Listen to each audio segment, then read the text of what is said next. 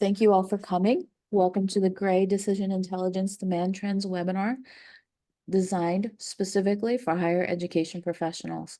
This is not your average webinar. It's an opportunity to see current trends from programs such as enrollment data and gain insights into how qualified data can be used for comprehensive academic program evaluation.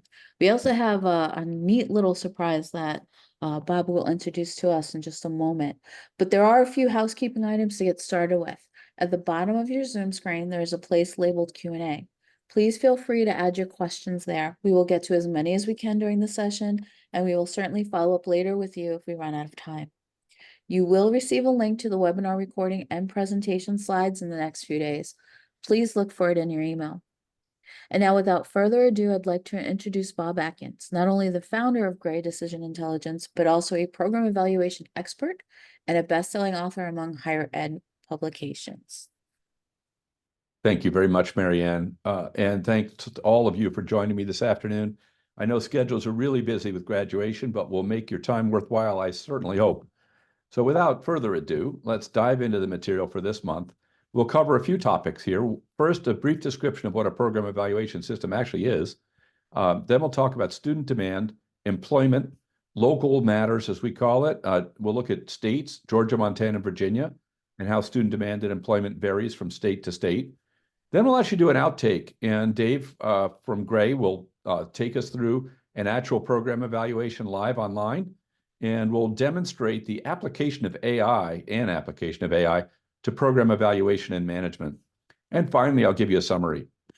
So let's dive in. What is program evaluation? Well, it starts off with your mission. And obviously, as you all know, an academic program should be aligned with your mission. And some are more closely aligned than others. But as you do evaluation, you want to take that into account and make sure that a program may be small, may not be financially viable. If it's aligned with your mission, that's absolutely fine. If it's not so aligned, then it's not so fine. Now, second part is academics and making sure that a program is up to your academic standards. That has many dimensions, but two are, is it at a degree level that's appropriate for you? So if you're a major university, you're probably not interested in academic programs at a 2-year level. By the way, that could be changing with the concept of stackable credentials. But in general, you're not going to want to offer a 2-year program in a university. And mirror image, if you're a community college, getting into offering neurosurgery is probably not appropriate. So that's one level. The other is, are we actually delivering the program at a level of quality that's appropriate for our institution? So an example of that would be nursing. Are enough students passing the NCLEX for us to maintain our nursing accreditation? That's a minimum threshold. And you may well have targets and should have targets that are well above that. Are you hitting those? And then there are other academic standards you may want to keep a look at within your institution, DFW rates, graduation rates, and so forth, to make sure that you're meeting the academic standards that you've set for yourselves. Then we get to some external factors, markets. Here we look at student demand, employment, job opportunities, wages, competition, and degree fit. Is this the right degree level for your institution? And we'll be talking about a number of those factors as we go through the data today. And last but not least, margins. Does this program produce margin or consume it? As I mentioned, we don't do this in order to help you become for-profit institutions, but you do need to have enough margin-producing programs to cover those mission-critical programs that can't stand on their own 2 feet financially. Now, I wish I could tell you that it's possible to make these decisions purely by the numbers, and we have this great algorithm, and if you just followed the algorithm, you could do exactly that and you'd be fine. But that's not quite true yet. You do need to have the right people involved in the right process looking at this data to inform their judgment and make decisions. But if you don't involve people in the right process, this whole thing doesn't work. And universities tend to reject purely analytical answers. They reject top-down answers. And I regret to say they also reject answers from consultants. So we've tried that, not for many years, and found it doesn't work. So it's a much better approach to involve people up front, to run a disciplined process where people are involved, but the timeframes are compressed in a very functional way, so that you can make decisions quickly, well-informed with good participation. Now, there is one caveat to that statement I made about not being able to have an algorithm. Recently, we developed an AI capability to predict the size of an academic program at your institution. This applies both to existing programs to see if they're up to the estimate. So you can find programs with room to grow if the estimate is higher than your actual enrollment. But most of the time, this is used for new programs to estimate the potential size of a new program. And we've added to that pro forma financials. So in a half an hour, if we were sitting together, we could go from, should I do this program, understand the market for that program, have an estimate of the size of the program, and have pro forma financials, a process that normally would take months or even years. We have one client who's still considering a program that they've been looking at for 10 years. So we can really compress that, but it still requires judgment. If nothing else, the margin prediction won't tell you whether it's a fit with your mission or your academic standards. And so those two things are still critical, but the algorithms can now give you much better information about a program that you can take into that process. So with a little luck, Dave, you might want to fire up Predict 2, and we'll show that if we have time. So let's take a look at student demand. First things first, how do you read these charts? The gray bar on these is 2021. The light blue bar is 2022. The darker blue bar is 2023. What we're hoping for is to see those lines building 1 year to the next. And you can see last year was 2022 was a mixed bag, but last year, the last 6 months, we were ahead of last year of 2021 for 6 months, entering in 5 months really at the tail end of 2023. That changed this year. We were well ahead in January and February, and you can see in March we're down below last year. And that dark blue bar is 2024, and we're actually down 5% year over year. Now, it's not as bad as it seems. We are still slightly up between March and February. So we're ahead month over month, but a little bit behind year over year. So that to me is a warning signal that the growth we've been seeing in Google search volumes, and that should play out later on in enrollment, may be coming to a close. But honestly, a 1 month fluctuation, I wouldn't do too much with that. I'd just keep an eye on it, and we'll see what happens next month. It may just be a random fluctuation. It has gotten more expensive to buy leads out there, though. Perhaps people, as that dropped, the volume dropped a little bit, spent more in order to maintain their lead flows. And the cost per click for education-related keywords was up 10% year over year in March. And actually, for the first time in this data series, second time, we're up over $16. The last time we saw $16 was back in August of 2022, and we've returned to that 16.09 level now. So it's a pretty high cost. Remember, when you're looking at these costs, that it's not 16.09 per student, it's 16.09 per click. The ratio of clicks to students is at least 100 to 1. So that 16.09 is actually $1,600 per student enrolled or higher in most cases, actually. Now let's take a look at what people were looking for out there. And if you think about Google search, this is telling you what students are looking for who may enroll 6, 12, 18 months from now.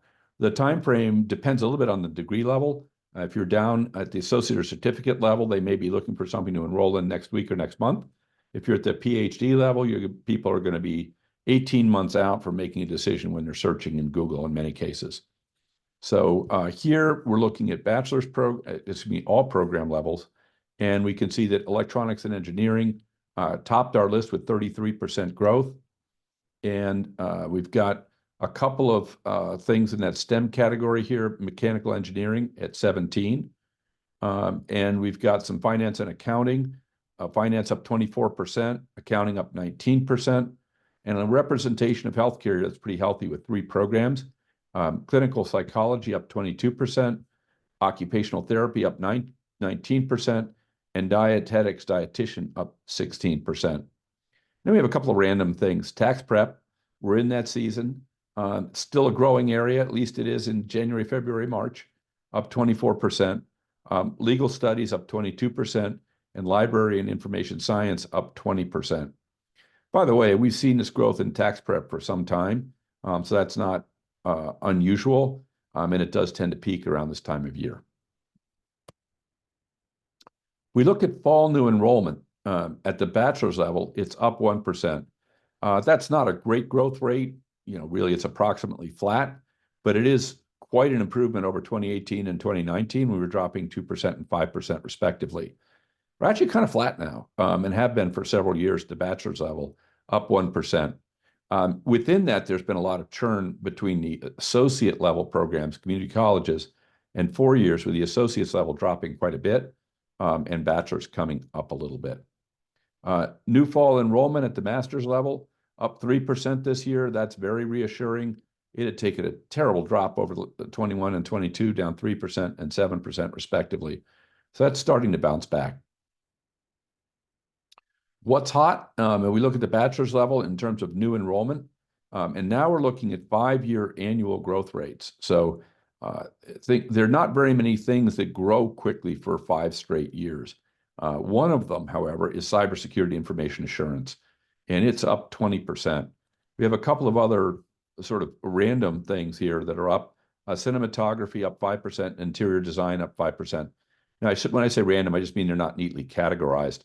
Cinematography has been in our growing programs for some time now, so I don't think that's a blip. It's been growing ahead of market averages for, I would say, 6 months or so. Interior designs, best I recall, is a new entry to the list. Bachelor's and business analytics programs are hot. You'll see that again, even more so at the master's level. Business analytics is up 18%. Finance general up 8%.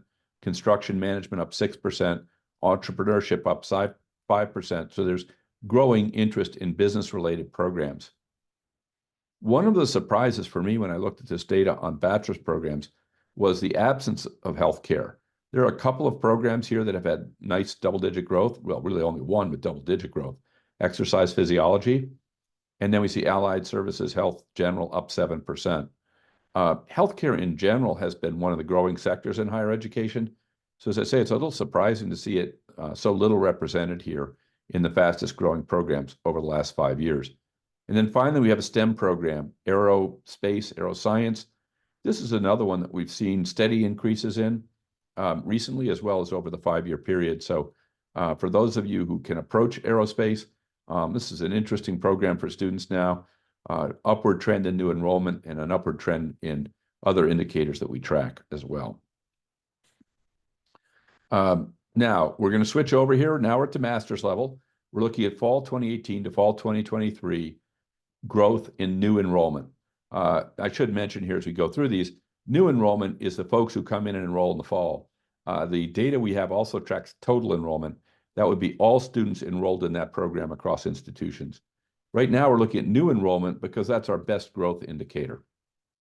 What you see at the master's level is very strong performance by analytics programs.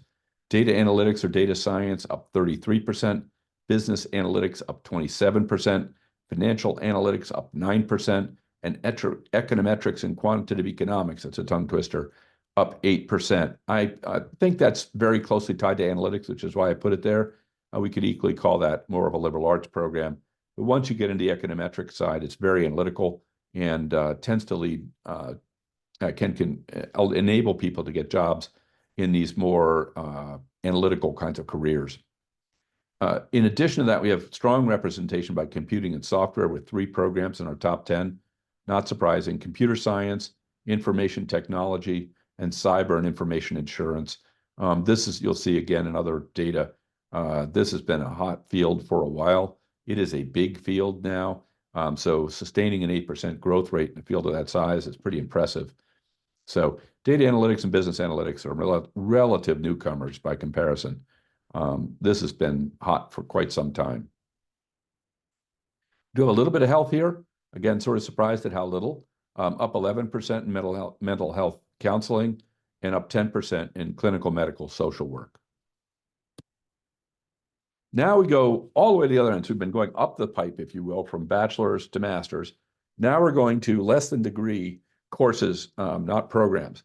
And the reason we do this, many of you are interested in offering certificates or laddered certificate so people can end up with a degree. So we look at Coursera for this. We also have data on Udemy. Coursera is very kind. They tell us how many people are enrolled in their programs. This is from the inception of the program. So it's not immediate trends, but it is overall size. And you can see data and analysis is now here in number one. BioWay almost over 2 million searches greater than, or excuse me, learners higher than the next category. We have one other analytical program, Algorithms, at 4 million, just making the top 10. We've got a couple of business programs, Leadership and Management and Business Essentials. And then we have some software and computing, which is pretty common category in these online MOOCs. Oftentimes, if you're in Udemy, 90% of the courses are going to be computer and technical courses. A little bit less so here in Coursera, where we see software development at 8 million. And then we have mobile and web development at 4 million learners. Then we have some random things, but personal development is one of them that's been pretty consistent. Another one that we often see at this level is happiness. And worth thinking about it in terms of your certificate offerings. Not everything people want is career related. There's a fair amount of personal growth that people are interested in now. I think there's almost anything to do with your own personal psychological health is also hot.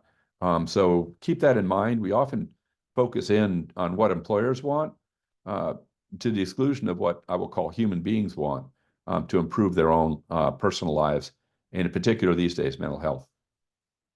Music and art also up, and learning English. This is predominantly going to be international students learning English so that they can work in English-speaking companies around the world. Now, what's different about courses on Coursera? One of the things is that they very tightly align the skill outcomes that they teach with what skills are required in the workforce. So if you look at this HR, Human Resource Associate Professional Certificate, it claims 6 make that 5 skill outcomes. 4 of those 5 are in the top skills that we would count in terms of number of job postings that cite that particular skill in our database. So someone's been doing their homework and making sure that what they teach is tightly aligned with the skills required in the workforce. You can see, for example, employee relations, I would say is very similar to or the same as employee engagement. Performance management, recruitment lines up with recruitment strategies and compliance strategy over here. So 4 out of the 5 things that are top of mind for job postings are also top in the skills outcomes taught in this particular program. By the way, this kind of alignment is something that you can do at home as long as you have a skills database to look at. There are a number of those. Obviously, we have one, but if you can't get to ours, well worth looking. Just basically on Indeed would get you pretty close if you don't have a system where you can explore skills that's designed to help you do that. International student demand is up. Let's hope with changes of administration, we don't send all the international students away again. One important concept here, or one news item I wasn't aware of, is Canada, I believe, has capped international student enrollment. They were one of the fastest growing markets in the world and taking a lot of students who otherwise might have come to the United States. So with that, I think there's an opportunity for the US to really grow international. And in fact, international page views, people looking from another country to take a program in the US are up 11% year over year. What are they looking for?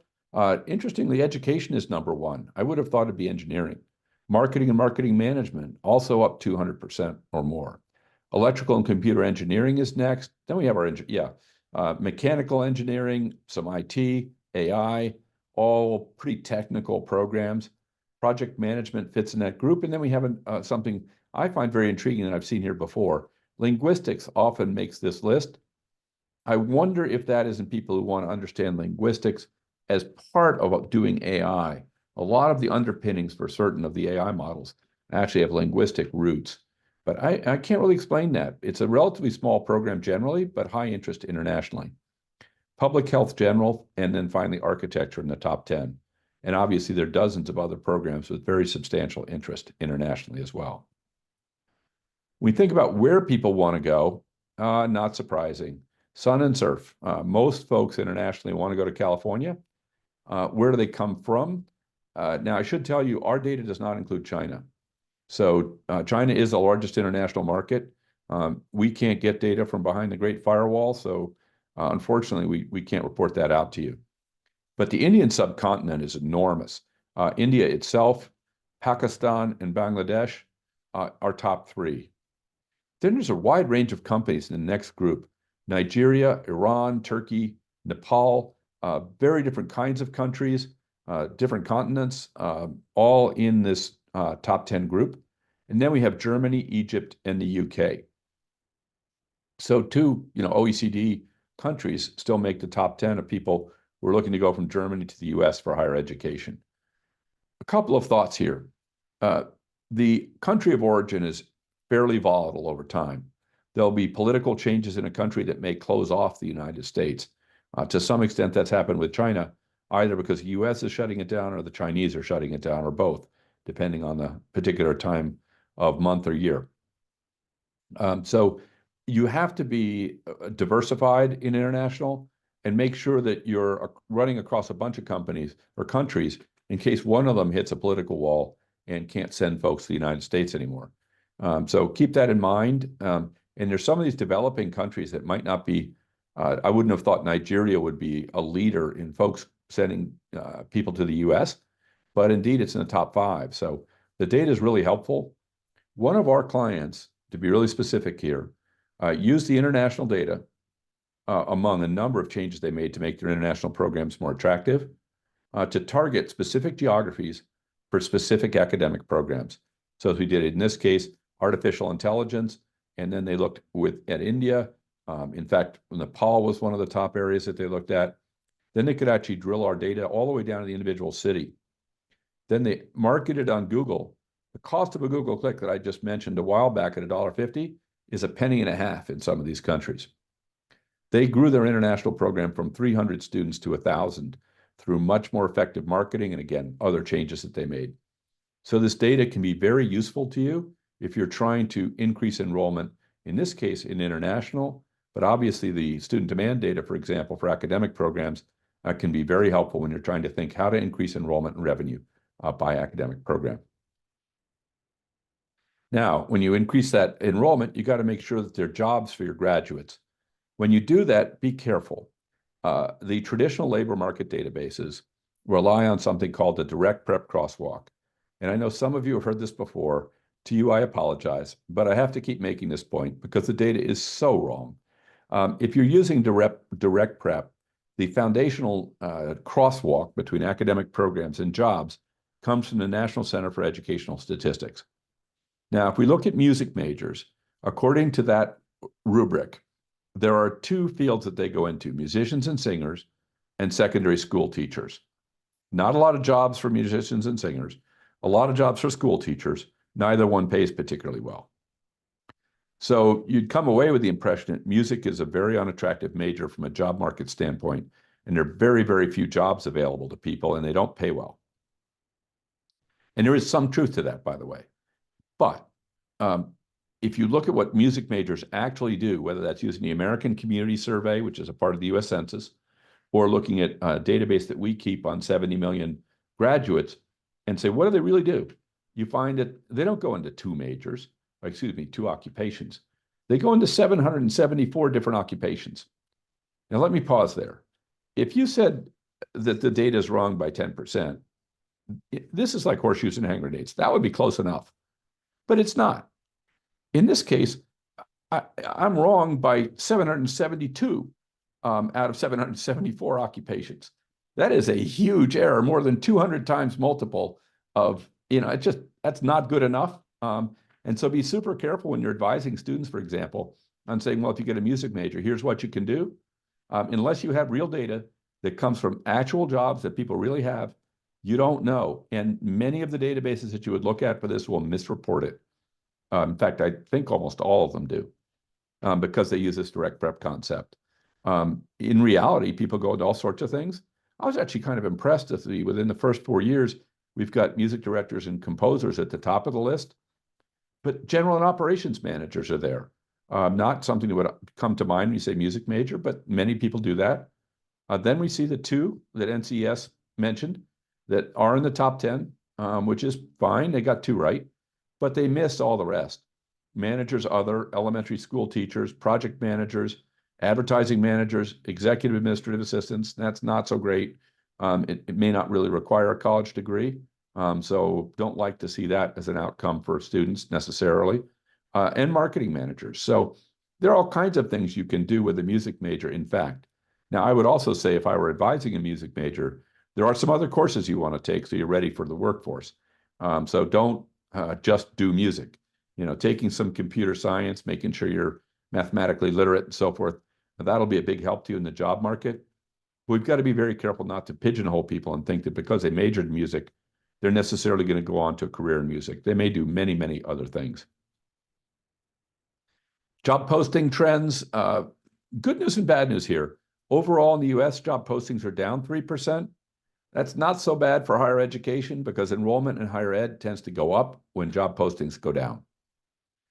What occupations are growing? There's really one word here. I was shocked when I looked at this. You don't often see such a clear trend. Anything with the word therapy in it, not, by the way, psychological therapy, but physical therapy, therapist was number one in growth. Occupational therapist was number two. Respiratory therapist was number three, and mental health and social workers made our list as well. So 4 of our top 10 were some form of therapy. 3 of the top 10 were some form of physical or occupational or respiratory therapy. We've then got a few engineerings, industrial engineers, mechanical engineers, and civil engineers, and a handful of other software developers, sales reps, and special education teachers in secondary education. So these are the fastest growing occupations for folks with a bachelor's degree or above. And I think this trend in therapy-oriented things is with us to stay. That's an interesting sign of an aging population. And by the way, a shortage of people graduating with these degrees. And if any of you are interested in setting up one of those programs, give me a call. There's a way to do this relatively quickly. We don't do it. We don't have any financial interest in the folks who do it, but these are big, important programs that can make a difference to you, and they can be set up more quickly and at much lower cost than people normally think. What skills are in demand? If we drill down at sales reps and wholesale manufacturing, you find that what people are looking for are marketing skills, outside sales, Microsoft Office, and I'm going to take a moment here. It doesn't matter what job you pick, Microsoft Office is going to be in one of the top 10 skills for that job. So to the extent, you're educating people and want to have them ready for the workforce, having them be comfortable in the Office suite, whether that's PowerPoint, Excel, or Word, super important. And I don't mean a freshman introductory course. This is something they need to be using throughout their time in college. If you look at nursing, you'll find Microsoft Office as one of the top 10 skills. It's really widely prevalent across all kinds of job postings. Then we see inside sales, construction, Salesforce, that's the software Salesforce application, sales process, account management, sales training, and business development. So outside of Microsoft Office, if you wanted to give people training that has fairly universal application, sales is the other one. Obviously, there are many, many people who don't want to go into sales, but oftentimes that's a step in a career, and that training can be very helpful to folks. So if I studied organizational leadership, or if you're offering an organizational leadership program, you may ask yourself, what skills should I teach in order for my graduates to earn relatively more money? And so we're looking at individual skills here. And you can see if you know intellectual property strategy, your pay is up around $200,000. It goes up a little bit for business logic, computational statistics, commercial software, intelligent systems, time complexity. Those are all in a group. But then organization and culture change, now we're getting a bump up. We're getting close to $300,000 a year. Commercial focus, similar level. Feature engineering, now we're into the software stack as additional skills and organizational leadership. That's actually feature engineering specifically could be an AI or machine learning tool as well. And then finally, Salesforce Communities, where we top out at over $500,000. So it is worthwhile to take a look at this and figure out which skills you can give your students that are likely to help them earn more in the future. And you can do this in our systems just by putting in the keyword leadership and seeing what skills come back. Now, I should caution you. It's easy to logically get the cart before the horse here. One of the things you're seeing is that as someone gets more senior in an organization, they tend to develop certain skills. So it's, one way to think about it is sort of logically, I get this skill, I get paid more.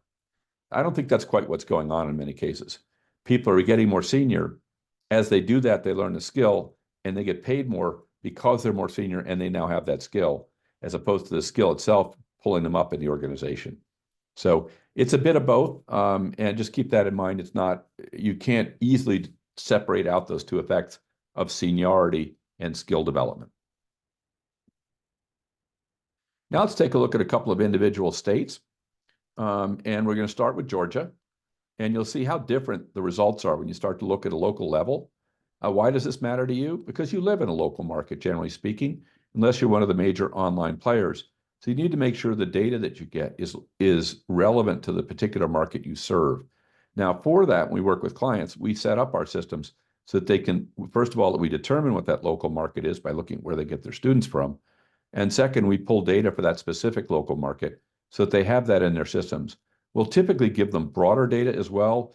For example, if they're in, Georgia and they were in Atlanta, we'll give them Atlanta, we'll give them the state, we might give them the Southeast and the country as well. So they'll have 4 or 5 market definitions. But when you're analyzing programs, you want to make sure that program is going to be viable in your local market, because if it's not, it's unlikely to become viable as you go national, because your brand appeal is not going to draw in that many additional students once you leave your core market or perhaps your state. We're up here in Georgia, up 3%, so well ahead of the 1% gain we had nationally in bachelor's. A little bit below the fall enrollment for new fall enrollment, only up 1% here. I'm sorry, nationally we're up 1%. Georgia's up 3%. So we're well ahead in Georgia, though we were behind the prior 2 years. So a little bit of a bounce back. Again, if you start to parse this out, on the x-axis here, the horizontal axis, I have U.S. growth rate in enrollment, new fall enrollment. On the y-axis, I have Georgia growth rate. And you can see, for example, for health and wellness, in Georgia, it's up almost 30%, as opposed to less than 5% at the national level. Entrepreneurship, well ahead in Georgia, up 10% versus 5% nationally. Marketing up 7 versus 5. Interior design, right about the same, 5% nationally, 5% locally. So it's interesting to take a look at charts like this and try and figure out what is differentially growing in my market versus the country. You can see something like cybersecurity, rapidly growing, doesn't matter where you look, nationally or locally. Job posting trends. Let me take one more thought on that. If I'm worried about my national competitors, anything where the country's growing really fast, they're going to figure that out. So cybersecurity, that's offered by every major online player. Something that's growing more locally, that may not be growing as rapidly nationally, is less likely to be on the radar of those very large national players, particularly online. So that may be a niche that you can take advantage of in your local market. Now let's look at job postings, down 6% in Georgia. That helps to explain why suddenly we saw that big spurt in enrollment. When job postings go down, enrollment goes up. So in March, general and operations managers led this list. It's a pretty eclectic list here in Georgia of what people want. We've got operations managers, sales reps, industrial engineers.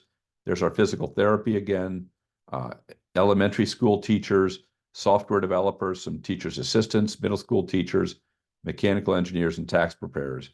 So as you look at this list, it's not really about healthcare here. It is very much about education. Now let's go over and look and see what's going on in Montana. Really good growth last year in new fall enrollment and a big drop off this year.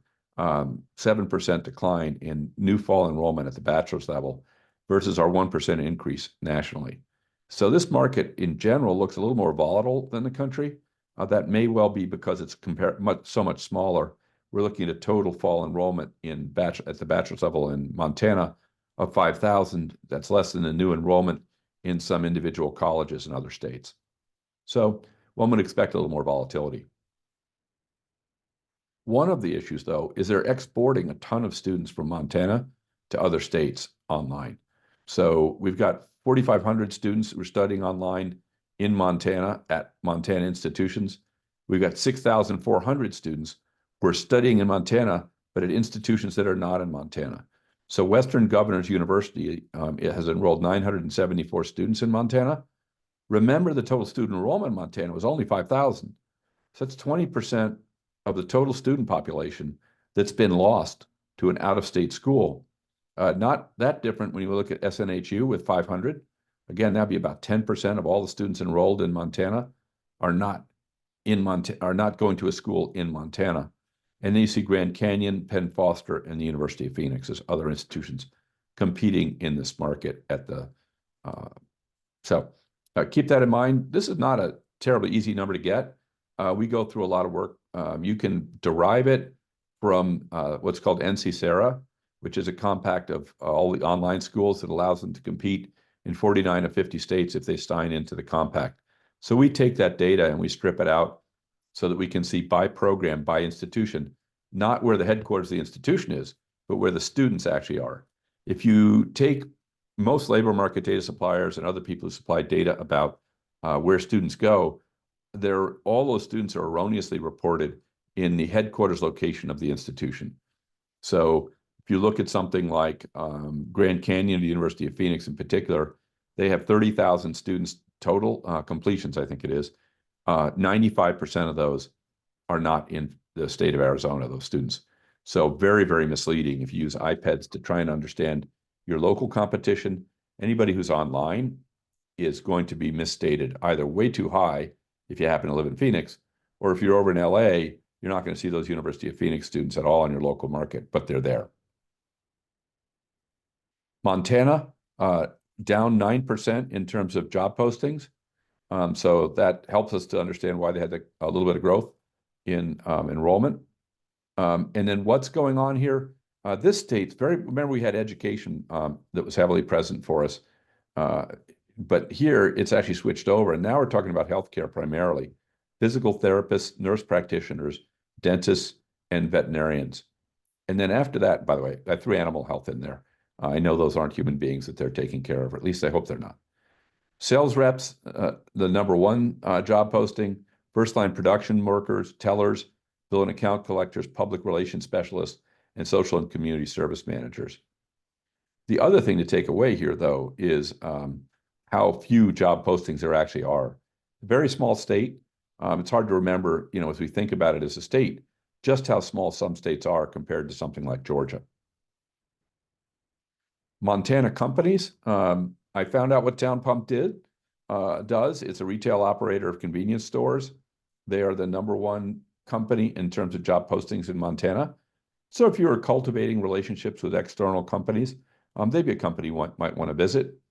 Then we have other people in that convenience store, grocery store, retail area, Albertsons companies, Albertsons itself, and then Qdoba Mexican Eats in the top 10. Then we have a good representation of healthcare, Logan Health, Bozeman Deaconess, and Intermountain Healthcare. And then we have a random assortment of other things. Primarily the state of Montana comes in twice with Montana University. And then the U.S. Postal Service is a significant employer there as well.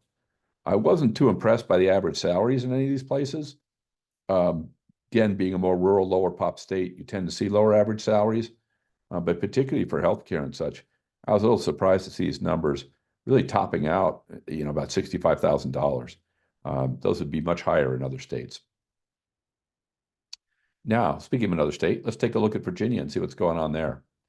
Fall enrollment up for bachelor's degrees, and it's been up for the last 3 years, 4% in 2021, 3% in 2022, and 2% in 2023. Pretty flat nationally, remember. So they're substantially outperforming. Interestingly, yesterday I was presenting on community colleges, and those numbers are actually lower in Virginia for growth rates than they are nationally. So there may be a little bit of a share shift between the community colleges and the bachelor's programs in this state. Job postings down 6%. Again, not unusual to see an uptrend in enrollment when we see a downtrend in job postings. Or to say it a different way, when the unemployment rate increases, enrollment increases. So that's an important trend to keep in mind. When people want to talk to you about demographic cliffs and all sorts of other calamities, what really causes the change in enrollment in college is not demography. It is changes in the job market and particularly unemployment. Anybody who'd like to have that debate with me, by the way, you're welcome. We're doing all the data to back that up, but I'm pretty comfortable that that will turn out to be the case, and would be glad to explain a little bit more about why that is what it is. And here we can see the very significant difference, never mind differences across state, which are not so surprising, but you get within a state and you get very, very different kinds of jobs depending on where you are in the state. We can see over here in Prince William County, the #1 job is software developers. I look over here, it doesn't make the list. Exercise trainers, one of the top ones on the right-hand side in Virginia Beach, and I don't believe it occurs here on the left-hand side. So really just to say, depending on where you are within a state, you can have very different results as well. So getting good local data is really important. Now, you might say, okay, if somebody told me a skill is important, how can I check? Adaptability is this year's top in-demand skill in our analysis, and I believe that also sources off to Yahoo. So what industries want adaptability? Well, you can see healthcare is #1, retail and wholesale, financial services, restaurant and food management, and human resources and staffing. What job postings look for adaptability? Well, it's a pretty random assortment here. We have operations coach leading the list. Clinical social worker, yeah, I can understand why social workers would need to be very adaptable.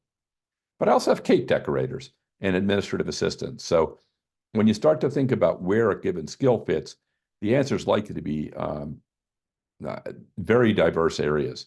And thinking about which ones you're really developing your people for, and therefore how this skill might fit into your academic programs, and how, in fact, you even teach something like adaptability will be something you want to consider. Now, let me stop, and we're going to do an outtake here. I'm going to stop sharing my screen. Dave, make sure your program is refreshed. And we're going to go look at a particular academic program, and we're going to take a look at what you can do when you apply AI to the numbers for that program.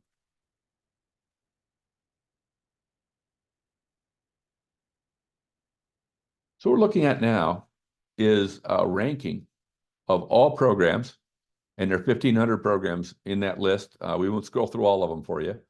And we're looking at the market of Virginia, which we just left. And you can see they're ranked. We do that and we color code them so you can quickly understand what's good and not. Green is good, red is bad. And we do that on 4 general categories of information: student demand, competition, employment, and degree fit. We percentile everything, and it's the percentiles that drive the colors. So what's a percentile? Well, we're looking at what's the percentage rank of one program relative to all 1,500 other programs we keep track of. So something that's at the 90th percentile is going to be among the top 150 programs in our system, top 10%. So we do that because when you look at raw numbers, it's very difficult to interpret them. So this is a way of saying, okay, I can understand that number because I can compare it to all my other choices. Now we're going to dive into a particular program, accounting, and look at it in a little bit more depth. Now I want you to imagine that somebody asked you to evaluate accounting as a potential new program, and how long it would take you to gather the data for that. When we used to do it by hand, it was a 3 to 4 week process to go and get data from IPEDS, get data from BLS, comb across other sources to find competition and so forth. So now here we are, we're approximately 30 seconds in, and you now have data on 58 variables associated with the market for accounting. It doesn't answer your mission question, right? But it does tell you a whole lot about the market. We can look at student demand and see it's at the 99th percentile. So it's the top 1%. So out of our 1,500 programs, there are approximately 15 that might score as high on student demand as this particular program does. We can see all my metrics for student demand size. Dave, stop. Be careful not to shoot around too much. Are all green or dark green. That means it's pretty big. And we can see, in fact, the numbers are, it's at 98th, 97th percentile across all my size metrics. And those include the volume of student searches. Again, a little bit of what people are looking at to take in the future. I can see my international demand is very strong. New student enrollment volume, we update that 3 times a year, so it's very current information. That's very strong. I can see my on-ground completions, also very good, 99th percentile. Now an interesting number, online completions by in-market students. Remember in Montana, we had all those students who were taking programs at schools outside the state? This is the people in that market who are taking online programs. So this is including, for example, SNHU students in Virginia. So we can see those online competitors and see what kind of share they're taking in our local market. And then I can sum all that up. I can see my growth metrics. Now here it's interesting because my colors are all different. I've got some dark green, I've got some yellow, I've got some blue, and I've got some pink. So what that means is that in terms of growth, the results are much more uncertain. My completion volume is down 16%. That's very worrisome, 32nd percentile, down at the bottom of that list. New student enrollment, however, is up, and Google search is way up. So if I were interpreting that, what I would say is completions is a trailing indicator. The most recent data is from 2022. So yeah, in the past, interest in this program was lower than it. Now it's actually picking up, enrollment's picking up, and Google search, my forward-looking indicator, is picking up a lot. So I would expect to see a resurgence in accounting going forward. We'll see. I can look at employment, and I can see that in terms of jobs, overall size of this, very much like student demand, very large, all dark green. And I've got job postings for the last 12 months. I've got the total number of people employed according to BLS, and I've got the annual BLS job openings there to confirm all are at the 99th percentile. So however you look at it, this is a big program in terms of employment. Underemployment is a really important concept. These are people who graduate with a degree in a field, but end up doing something that doesn't really require a college degree. That's in their first 3 or 4 years out of college. And here, even for accountants, interesting, that's 24%. So a fair number of people end up in occupations that don't have any obvious need for a degree. When I look at growth in terms of job growth, things are okay-ish. I mean, we're down to 10th percentile. Not great numbers here, but they're not terrible. 3.9% growth is not awful for jobs. 4.4% historical growth. BLS projects it'll be 15% growth in the future, but I wouldn't bet the barn on BLS projections. 80% of them are off by 50% or more. So if you're basing your program decisions on BLS data, that's really a problem. BLS growth rate data, that's a problem. The BLS employment, absolute number of people, that's a good number. We can see in terms of job opportunities, we've got 3 jobs for every graduate and job postings, so very healthy job market above the 70th percentile, and BLS job openings per graduate at 14.4. I can see my wages are good, that's no surprise. And I can see how those wages go up if people with this degree go on to get a graduate degree. I'm going to jump over competition. We have data on that, how many people are in there. The main thing I look at here is median program completions. Here they're 14. That's a 4-year program. So 14 people times 4 years, plus a little attrition. We're looking at 65, 70 students enrolled in the program across, maybe even more, across the 4 years. So decent sized program in all likelihood, if you decided you wanted to launch it, or if you're thinking about whether your program is as big as it should be. And then we have a couple of other interesting metrics. You can look at the demographics to understand whether it's a program that fits the demographic profile you want to achieve as an institution. This is an unusual program, and it's very balanced, male-female. Normally, those numbers are quite skewed, generally, by the way, in favor of female. It's average in higher ed is 60% female, 40% male. So this one's nice and balanced, and you can see how it varies by ethnicity as well. Then we have a really intriguing number that's pretty unique. We can tell you whether the cost of this program per student credit hour is above or below the average for other programs. So in this case, it's a little bit cheaper to teach accounting than most things on a per student credit hour basis. Now, that doesn't mean that pay for somebody who teaches accounting is below average. But what happens in accounting programs is the courses tend to run full. And as a result, at least at the lower levels, as a result, the overall cost per student credit hour for this program is pretty attractive. What degree level should it be? You can see that my completions are running at 74% bachelor's. So this is predominantly a bachelor's level program, but a healthy representation of the master's level as well, 25%. Now, in part, that's because postgraduate education is required in order to practice as an accountant. But you can see we have almost no doctoral level enrollment and completion. So it's not something where people are going to go on and get a doctorate, generally speaking. So that's We what have a you see quick on a question, page. if you don't mind. Yep. I'll wait a second before you do that. Mhm. Now, I mentioned in this that you can now use AI to generate a report. So why don't we go ahead and do that? And then I'll take the question while we're waiting for it to generate. And Dave, if you could hand the mantle back to me, that'd be great. All right, you had a question? Yes, we do. Is it possible to show employment by skills rather than BLS? Thinking about those music majors. Let's see. It's an interesting question. Yes, we can see the number of job postings that include a given skill. And that just search for the skill in our systems, and it'll count them all up. Obviously, you want to decide what time frame you're looking for as well. You can also see the trend in demand for a given skill in that data set. So you can do it that way, and it's a good approach. I would always look forwards and backwards. So by that, I mean, I'd look at the employment data to look for the skill. Then I'd look back at the programs that might be associated with that skill. The reason I say that is it's one thing to know a skill's in demand in the job market. It's a whole other thing to know if that program's in demand by students. And if it isn't, you can set up a program to teach a set of skills and find no students show up. And that's a little embarrassing.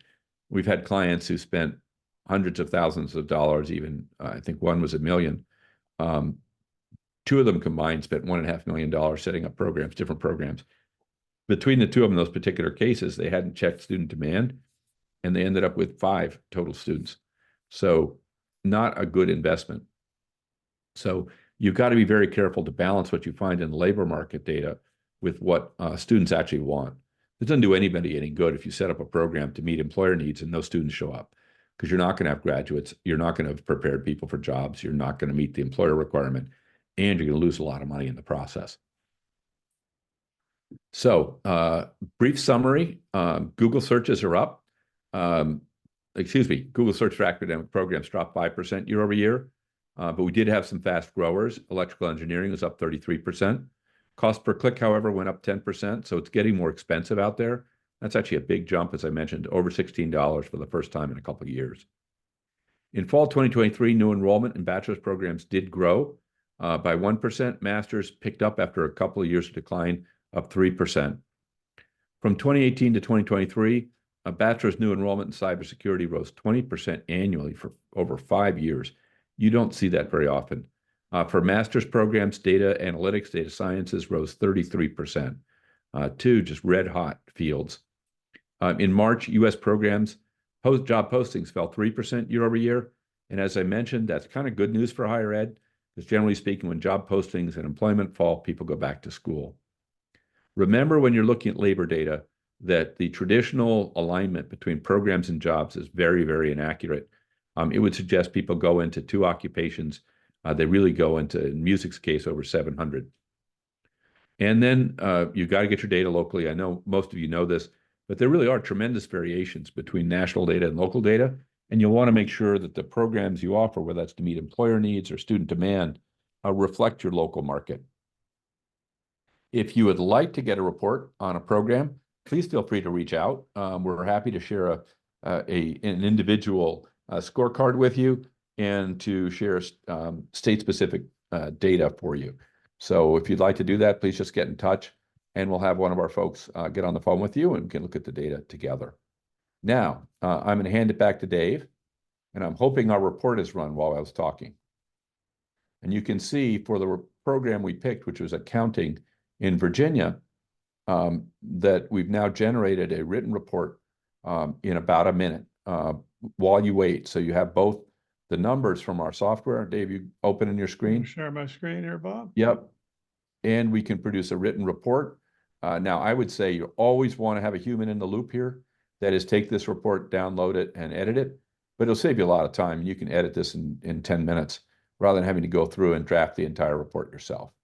So as you can see, we've taken the data from that scorecard about accounting and generated a report from that on the fly.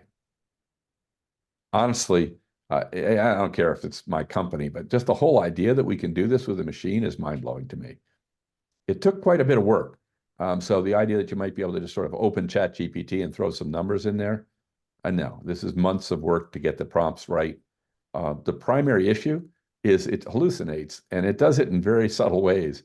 So for example, it will tell you that two metrics, one of which is at 97%, the other is at 98%, are both at 98%. Who knows why it does that?